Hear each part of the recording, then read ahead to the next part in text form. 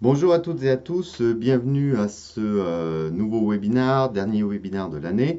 Avant de commencer, donc, je vous ai affiché les consignes pour que vous ayez une transmission dans les meilleures conditions. Donc le navigateur à privilégier, c'est Google Chrome. Assurez-vous d'avoir une connexion filaire, ça évite les modifications de flux. Activez bien le son qui se trouve en bas à gauche de votre écran. Vous avez la possibilité de chatter, je vais vous en reparler tout à l'heure, pareil sur votre écran à gauche. Si votre écran reste figé, ça peut être un problème technique, donc n'hésitez pas à rafraîchir la page au niveau de votre navigateur. Vous avez la petite flèche arrondie, ça vous permet de rafraîchir la page. Et enfin, si vous avez des soucis particuliers, des soucis techniques, n'hésitez pas à appeler la hotline de Webikeo. Alors ce webinaire est un petit peu particulier. Rapidement, je vous explique que d'habitude on fait ça en direct depuis le bureau. Et en ce moment, on a de gros problèmes de Wi-Fi, de flux qui n'est pas stable. Donc on n'a pas voulu prendre le risque de le faire en direct, puisque pour vous, ça aurait été désagréable, il y aurait eu des coupures et tout ça. Donc en fait, c'est un webinaire qui est enregistré. Vous voyez, il est 11h moins 10. Donc nous enregistrons ce webinaire dans les conditions du direct afin qu'il puisse être diffusé le plus agréablement possible pour vous. Donc voilà. La seule petite modification, c'est que d'habitude, je garde 5 minutes à la fin du webinaire pour répondre en direct à vos questions. Donc là, ce sera un petit peu différent, bien entendu, puisque je n'aurai pas vos questions. Mais vous avez toujours la possibilité de les poser sur le chat. Et donc moi, durant la diffusion de ce webinaire enregistré, eh bien, je serai de l'autre côté du chat et j'essaierai de répondre du coup au fur et à mesure à vos questions. Donc n'hésitez pas à les poser. J'essaierai de répondre le plus précisément possible à vos questions. Donc voilà, pour ce qui est du point technique, c'était important pour nous de vous expliquer. C'est vraiment indépendant de notre volonté, mais on a préféré choisir cette méthode-là qui vous permet d'avoir quelque chose de beaucoup plus stable et de beaucoup plus agréable à suivre. Donc comme d'habitude, une petite présentation d'Orion Santé pour les nouveaux, puisqu'on a beaucoup de nouveaux abonnés à notre page, on vous en remercie. Donc Orion Santé est un organisme de formation spécialisé pour les infirmières libérales. Ça fait 15 ans que nous existons et nous sommes leaders dans le domaine, puisque nous formons environ 14 500 personnes par an. Donc voilà, on tient à être au plus proche de vous, à réellement vous accompagner et Dieu sait qu'avec la mise en place de cet avenant 6, il y a de gros besoins. Donc on va continuer à vous accompagner par rapport à ça. Donc j'ai fait déjà plusieurs webinaires sur l'avenant 6 pour vous présenter les différentes modifications. J'en ai fait un sur les modifications que vous avez connues au 1er décembre et celle au 1er janvier. J'ai tenu à revenir un petit peu sur l'outil BSI. Alors bien entendu, ce n'est pas en un webinaire d'une demi-heure que je vais vous apprendre à utiliser le BSI, puisque c'est un outil qui est complexe, un outil qu'on ne maîtrise pas, puisque c'est un outil qui est mis en place par les caisses. Mais du coup, il m'a semblé important de vous rappeler les obligations que vous avez par rapport à ce BSI. Donc, je vais essayer de vous le présenter le processus, comment vous allez devoir faire pour le remplir à partir du 1er janvier et pour quel patient, afin que vous soyez les plus aptes possibles à réaliser ces BSI. Donc, nous verrons pendant cette demi-heure les modalités de prescription, de saisie et de validité. Donc, c'est important que vous vous rappeliez toutes ces notions-là. On verra enfin les différents items à remplir, puisqu'il y a, c'est vraiment un outil qui est totalement différent que celui que vous connaissez, à savoir la DSI. Et enfin, on verra la cotation du BSI. Donc selon le temps, on verra si on a le temps de rentrer dans le détail, mais je reverrai au moins avec vous comment vous allez vous coter le fait de réaliser un BSI et toutes les nouvelles lettres clés que ça va induire. Donc, dans un premier temps, les modalités de prescription, de saisie et de validité. Alors, en préambule, comme à chaque fois, moi je vous présente un webinaire qui se repose sur l'avenant 6 tel qu'il a été publié au mois de juin de cette année. Selon la circulaire également qui date du 11 septembre, qui a mis en place les modifications du 1er janvier. Après, je reste très prudent parce que les caisses peuvent émettre des mémos qui disent certaines choses. Donc, je vous rappelle encore une fois, nous, on vous présente les choses comme on les comprend, comme on les voit. On a une gouvernance qui est faite par la CNAM, mais il y a une gestion régionale, voire départementale. Donc, si vous avez des mémos de la caisse, eh bien entendu, ce sont eux qui font foi. Donc, c'était le préambule que je voulais vous donner. On essaiera au fur et à mesure de vous tenir au courant. On l'a déjà fait. On vous a déjà envoyé un mail notamment par rapport à des modifications, à des erreurs de lecture. Ça peut arriver. Ce sont des outils très complexes. Donc, on tient vraiment à ce que pour vous, ce soit le plus clair possible. Donc, nous, on vous explique. Mais si après, vous avez des mémos de la Sécu, n'hésitez pas à les consulter. Je sais que certaines caisses également proposent que des dames, des délégués d'assurance maladie viennent vous rencontrer afin de vous expliquer ces différents processus. Pardon. Donc les modalités de prescription et de saisie. Donc je vous rappelle qu'à partir du 1er janvier 2020 seront concernés pour le BSI les patients de plus de 90 ans. Tous les patients de plus de 90 ans. Donc, il y a eu certains mémos de la caisse qui vous ont expliqué que le déploiement du BSI dans le cadre de ces patients de plus de 90 ans à partir du 1er janvier 2020 pourra se faire progressivement. Je prends un exemple, vous faites là en décembre une DSI pour un patient de plus de 90 ans. Vous savez que cette DSI est valable 3 mois. Donc, vous aurez la possibilité soit d'attendre la fin de validité de votre DSI pour embrayer sur un BSI, sur un bilan de soins infirmiers, ou vous avez la possibilité de le faire avant cette date, à partir du 1er janvier 2020. Donc vous devez, pour saisir, d'abord avoir une prescription médicale. Contrairement à la DSI, vous saviez, ils avaient mis en place un CERFA que devaient remplir les médecins. À ce jour, il n'y a pas de CERFA prescription de BSI. Donc le médecin pourra vous prescrire soit un BSI, et certaines publications de l'assurance maladie disent même qu'il suffira que votre médecin vous fasse une ordonnance pour tous soins infirmiers. Dès lors qu'un médecin vous fait une ordonnance pour des soins infirmiers à domicile chez un patient dans le cadre de la dépendance, vous pouvez, en vous assurant que ce patient est bien plus de 90 ans, vous pourrez remplir un BSI. Donc pour ceci, vous devrez créer votre compte sur Amélie Pro. L'outil de référence, c'est Amélie Pro. Il n'y a aucun autre outil. Vous ne pouvez pas le faire à partir de votre logiciel métier. Il n'y a pas de papier. Ce sera entièrement dématérialisé. Donc, vous vous connectez sur votre espace Pro, espace BSI. Vous allez cocher les items correspondant aux besoins définis, qui définit ainsi un plan de soins personnalisé. C'est-à-dire que c'est vraiment pour votre patient, vous vous serez rendu au domicile de ce patient si toutefois ce patient vous ne le connaissez pas. Si c'est un patient que vous connaissez déjà, vous avez le recueil de données avec vous et vous allez remplir ce BSI. Une fois ce BSI validé, vous allez avoir une synthèse de ce BSI qui sera générée automatiquement. Cette synthèse est alors transmise par messagerie sécurisée au médecin traitant. Je vous rappelle qu'il est largement conseillé, voire quasiment obligatoire, d'avoir une messagerie sécurisée avant le déploiement de ce BSI.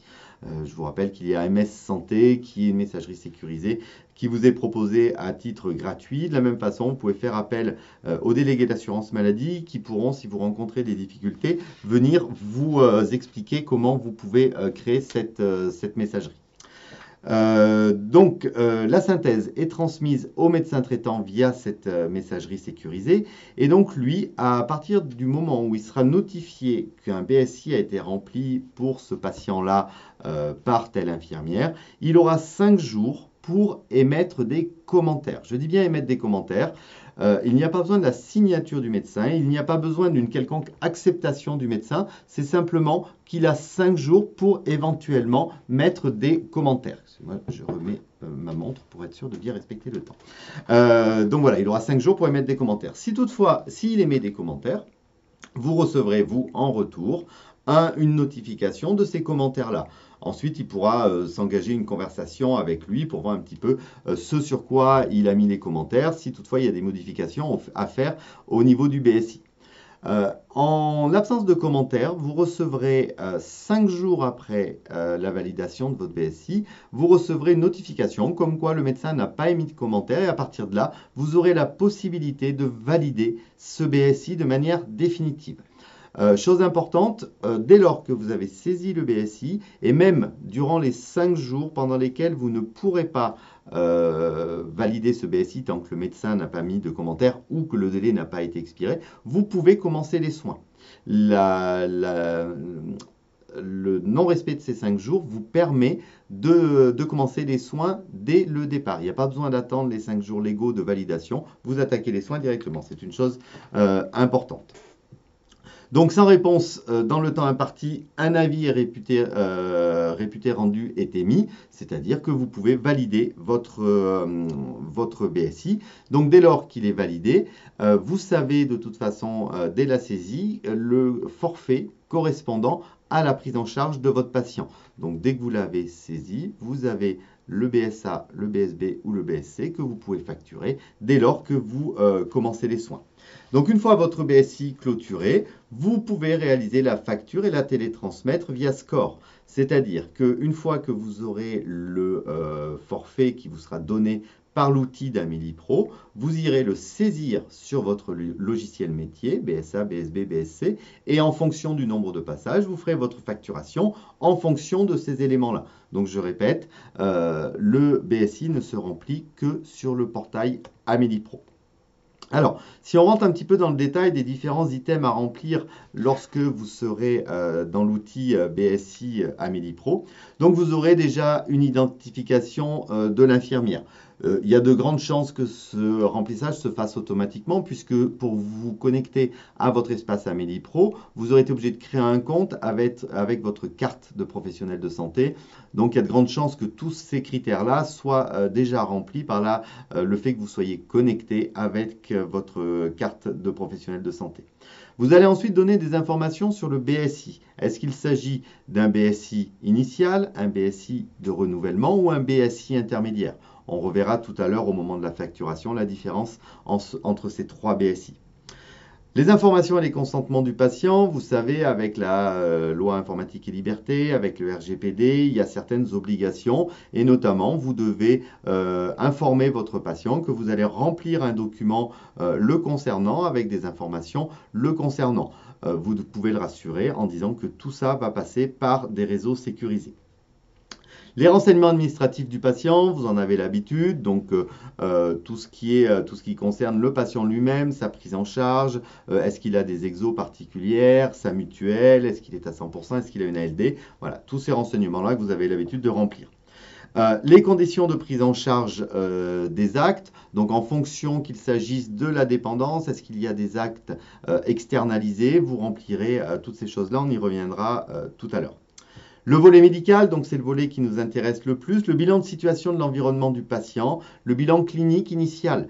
Donc là, vous allez saisir toutes les données que vous avez chez votre patient. Et par rapport à la démarche de soins infirmiers, effectivement, le BSI a introduit de nouvelles choses et notamment le bilan de l'environnement du patient. Ce n'est pas cet environnement qui génère cette prise en charge, mais la présence d'éléments perturbateurs va pouvoir majorer le forfait que vous aurez. Donc, il y a ce qu'on appelle des critères de majoration qui sont des critères qui vont rendre votre prise en charge plus difficile. La plupart des critères que vous pouvez cocher sont des critères objectifs. Donc, ça évite toute la subjectivité par rapport à la prise en charge de vos patients.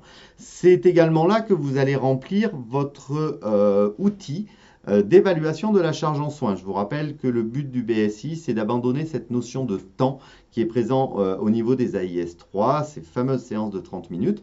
L'outil BSI a pour vocation d'annuler cette notion de temps. Donc du coup, il fallait trouver un outil qui vous permette d'évaluer la charge en soins.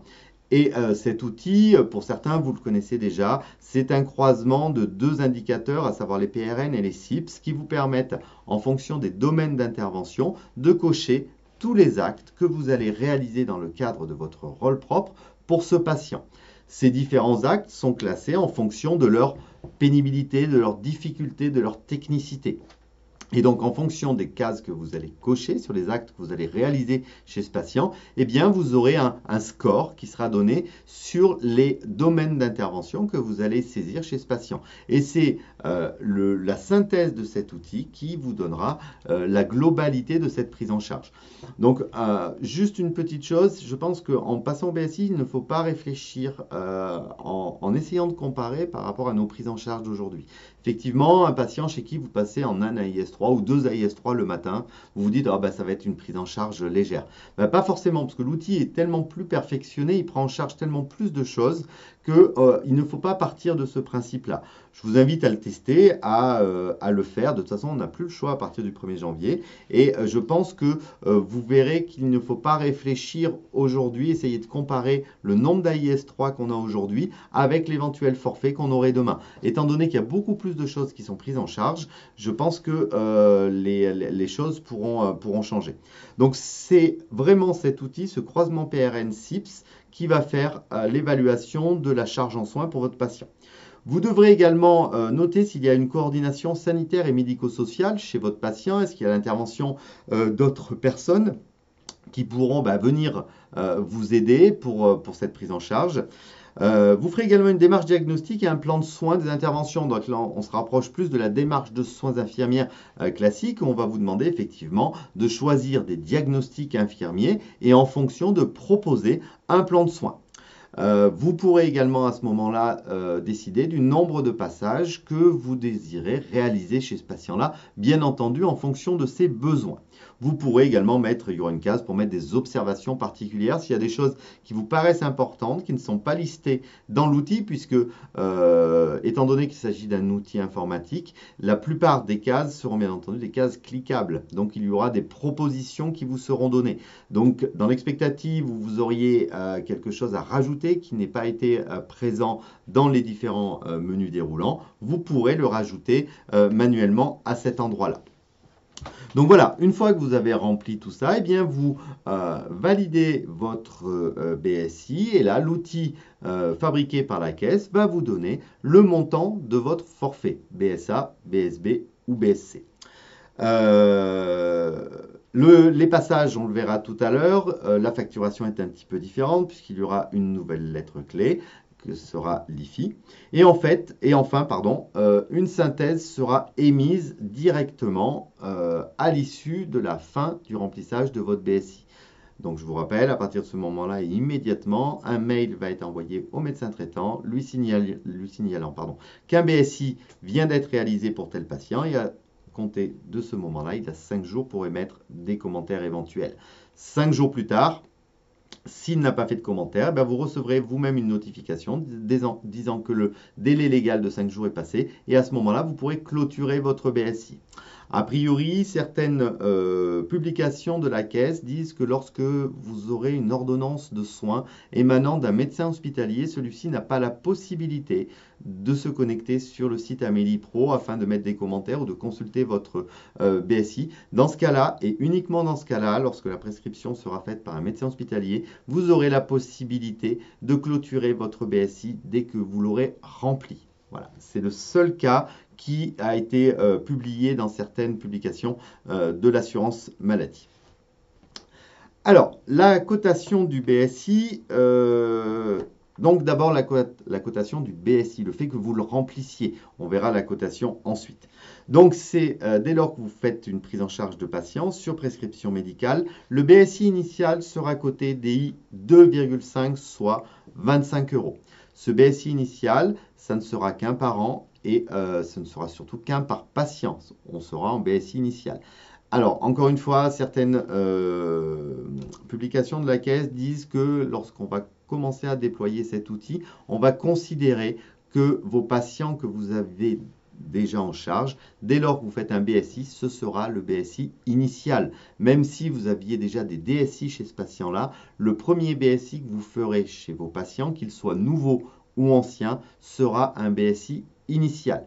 Alors bien entendu, c'est celui qui sera le plus payé, le plus rémunéré, puisque c'est celui qui vous demandera le plus de travail, puisqu'il va falloir faire un bilan complet. Les BSI autres qu'on va voir ensuite, donc BSI intermédiaire et BSI de renouvellement, sont des BSI qui vous demanderont moins de travail puisqu'il y aura juste à modifier l'état de votre patient. Il y a de grandes chances que l'environnement n'ait pas forcément été modifié, le volet administratif et tout ça n'aura pas été modifié, donc ça vous demandera moins de travail.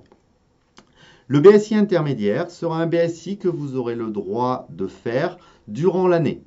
Le BSI, on vous l'a dit plusieurs fois, il est valable 1 an, contrairement à la DSI qui est valable 3 mois. Le BSI est valable 1 an. Donc, dans l'absolu, si votre patient, si l'état de santé de votre patient n'évolue pas, si votre prise en charge n'évolue pas, vous faites un BSI initial le 5 janvier, par exemple, eh bien, vous aurez uniquement l'obligation d'en refaire un an après. Vous pouvez très bien faire toute l'année en facturant vos soins avec le forfait qui vous a été donné sans aucune modification. Cependant, on sait que l'état de santé de nos patients évolue rapidement, donc il est possible que durant cette année-là, vous ayez envie de faire des BSI intermédiaires qui prendront en compte ces modifications-là et qui potentiellement changeront également la prise en charge, le montant de la prise en charge et le forfait. Donc c'est ce qu'on appellera des BSI intermédiaires. Vous en réaliserez autant que vous voulez durant l'année. Malheureusement, petite restriction, seuls 2 seront rémunérés. Donc, dans cette année-là, vous aurez la possibilité de vous coter de DI 1,2, soit 12 €, qui seront des BSI intermédiaires. Encore une fois, vous en réaliserez autant que vous voulez. J'ai envie de dire, vous en aurez forcément l'envie si l'état de votre patient s'aggrave et que ça vous demande beaucoup plus de prise en charge. Effectivement, vous aurez envie de faire des BSI intermédiaires en vous disant peut-être que vous allez passer d'un forfait BSA peut-être à BSB. Donc voilà. Et enfin, le BSI de renouvellement, celui-ci est un BSI obligatoire. Au bout d'un an, à partir du 5 janvier donc 2021 ou le 6, vous aurez l'obligation de faire un BSI de renouvellement. Petite chose que j'ai oublié de vous dire, pour le BSI intermédiaire, vous n'avez pas besoin de nouvelle ordonnance médicale. Étant donné que le BSI est valable 1 an, dès lors que vous avez une ordonnance médicale, soit de BSI, soit de soins infirmiers dans le cadre de la dépendance, cette ordonnance sera valable 1 an et c'est celle-ci que vous enverrez par score. Et même si vous faites des BSI intermédiaires, vous utiliserez la même ordonnance. Contrairement au BSI de renouvellement, puisque le BSI est valable 1 an, au bout d'1 an, vous aurez besoin d'une nouvelle ordonnance médicale pour faire votre BSI de renouvellement. Et donc, il sera coté DI 1,2, soit 12 €. Donc, je reprends BSI initial, DI 2,5, une seule fois. 1 an après, obligation de faire un BSI de renouvellement DI 1,2. Durant l'année, autant de BSI intermédiaires que nécessaire. Seuls 2 seront rémunérés DI 1,2. Voilà pour la facturation de votre outil BSI, du fait de remplir cet outil BSI. Ensuite, les nouvelles lettres clés qui sont créées suite à ce BSI. Donc, je vais commencer par les 3 dernières dont je vous ai déjà parlé. Donc, BSA, BSB et BSC. Donc, ce sont en fait des outils qui vont, des forfaits, qui correspondent à une certaine somme et qui vont montrer une prise en charge légère, intermédiaire ou lourde. Donc, cette lettre clé vous sera donnée par l'outil BSI sur Amélie Pro et c'est cette lettre clé que vous retrouverez dans vos logiciels métiers et que vous pourrez facturer. Ces forfaits, bien entendu, sont facturables de manière journalière et sont non sécables, c'est-à-dire qu'une seule infirmière par jour pourra percevoir ce forfait. Ce sera à elle de rétrocéder à ses collègues si elle ne réalise pas tous les patients.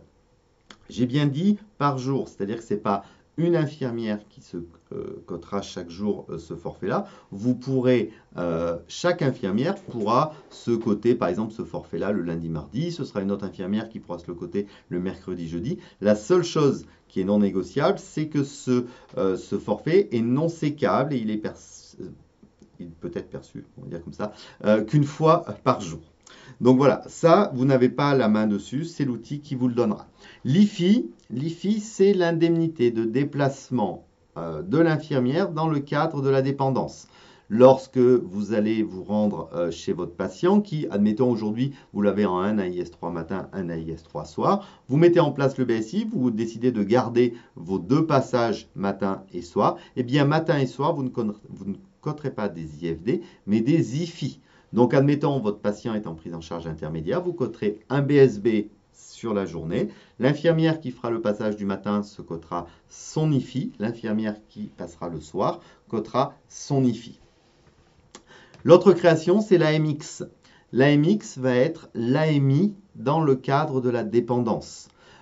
C'est-à-dire que vous aurez les mêmes règles de cumul qu'aujourd'hui avec les AIS3, à savoir que vos passages dans le cadre de la dépendance, dans le cadre du BSI, seront cumulables avec une perfusion ou un pansement lourd et complexe ou une surveillance insuffisance cardiaque ou BPCO et depuis le 1er décembre avec la prise de sang. Donc tous ces actes cumulables avec les IFI seront cotés AMX et uniquement dans le cadre de ces passages. C'est-à-dire que chez un même patient, je reprends mon exemple du patient chez qui vous aviez un AIS3 matin, un AIS3 le soir. Eh bien, demain, ce sera un IFI matin, un IFI soir. Si matin et soir, vous avez des soins qui sont cumulables avec la dépendance. Je vais prendre l'exemple d'un pansement lourd et complexe. Admettons, c'est médicalement, ça n'a pas de sens, mais c'est pour l'exemple. Admettons que chez un patient, vous ayez un pansement lourd et complexe à faire matin, midi et soir. Votre patient chez qui vous avez un passage matin, un passage soir dans la dépendance, vous coterez le matin un IFI plus un AMX 4 plus une EMCI. Le soir, pareil, IFI plus AMX 4 plus MCI. Par contre, le passage du midi, où vous avez également un pansement lourd et complexe à faire, mais vous n'avez pas d'autres soins dans le cadre de la dépendance, eh bien, vous coterez un AMI 4 plus MCI plus IFD. Donc, on se rappelle bien que l'IFI, c'est simplement le déplacement dans le cadre de la dépendance. Si vous avez d'autres passages dans la journée où vous ne faites rien dans le cadre de la dépendance, vous gardez l'ancienne facturation AMI avec les IFD éventuels. Donc voilà, j'imagine que c'est un petit peu compliqué, mais rappelez-vous de ces règles-là qui sont essentielles. Le forfait, il court sur toute la journée et il est non sécable. Les IFI sont utilisés dans le cadre des passages dans le cadre de la dépendance. Les AMX permettent de coter les actes qui sont cumulables avec la dépendance, avec la prise en charge de la dépendance. Et dans la même journée, si vous avez des passages en dehors de cette dépendance, sans soin dans le cadre de la dépendance, vous continuez à côté des AMI avec les mêmes règles de cumul et des IFD. Voilà, on arrive à la fin, donc je sais que c'est très complexe, c'était pour reprendre certaines choses, pour vous aider un petit peu à cette prise en charge. On essaiera tout au long de l'année prochaine de continuer avec ces webinaires à essayer de vous accompagner en fonction des questions qui nous reviennent et tout ça. Donc on essaiera de refaire des points très très réguliers parce qu'il y a une réelle importance là-dedans. Donc pour aller plus loin, pour celles qui sont intéressées, nous avons une formation BSI. Alors la grande nouveauté pour l'année prochaine, c'est que la formation BSI est prise en charge dans le cadre du DPC. Donc n'hésitez pas, nous avons beaucoup de formations, nous en avons mis un petit peu dans toutes les villes. Ce sont des formations de 2 jours où là, bien entendu, on vous permettra de vous entraîner à l'utilisation de cet outil, à la cotation et tout ça. Donc dans le cadre du DPC, cette formation dure 2 jours, donc n'hésitez pas. L'enjeu est important, donc n'oubliez pas de vous former. Et nous avons toujours nos formations nomenclature qui, bien entendu, sont financées par le FIFPL et qui vous permettront d'aller un petit peu plus loin. Bien entendu, nos formations ont été mises à jour suite à la mise en place de l'avenant 6. Et enfin, nous allons continuer notre avenant tour, hein, le tour qu'on avait fait l'année dernière en fin d'année pour vous présenter cet avenant 6. Donc on a décidé de mettre de nouvelles villes, donc on va aller se promener à Rouen, Nancy, Dijon, Clermont-Ferrand, La Rochelle et Carcassonne. Je vous laisse vous rendre sur le site pour connaître les dates. Donc on est dans un format congrès où pendant une journée, eh bien, on vous expliquera un petit peu toutes les modifications de l'avenant 6, toutes les subtilités de l'avenant 6. Et c'est important parce qu'au fur et à mesure de la publication des mémos, des circulaires, eh bien, il y a des modifications dans la lecture de cet avenant 6. Donc voilà la raison pour laquelle on a choisi de remettre 6 dates dans cet avenant 6. N'hésitez pas à contacter nos conseillers en formation qui sauront vous donner les dates, les disponibilités, surtout sur la formation BSI. Les formations se remplissent très très vite, donc n'hésitez pas à appeler nos conseillers en formation qui vous donneront la disponibilité. Retrouvez-nous également sur les réseaux sociaux. Donc voilà la fin de ce webinaire. J'aurai répondu à vos questions au fur et à mesure via le chat. J'espère que j'aurai pu répondre à vos principales questions. Je sais que c'est un sujet difficile, on n'a qu'une demi-heure. Je vous rappelle que ces webinaires vous sont offerts. Donc voilà, on est limité dans le temps. Donc j'essaye de faire au mieux. Je pense que l'année prochaine, on va continuer. Là, on est en train de voir un petit peu ça. Donc n'hésitez pas à remplir le questionnaire de satisfaction pour nous dire un petit peu ce que vous en pensez. Et puis voilà, donc en attendant, je vous souhaite d'excellentes fêtes, une excellente fin d'année. Et je vous dis à l'année prochaine pour de nouveaux webinaires. Merci à vous.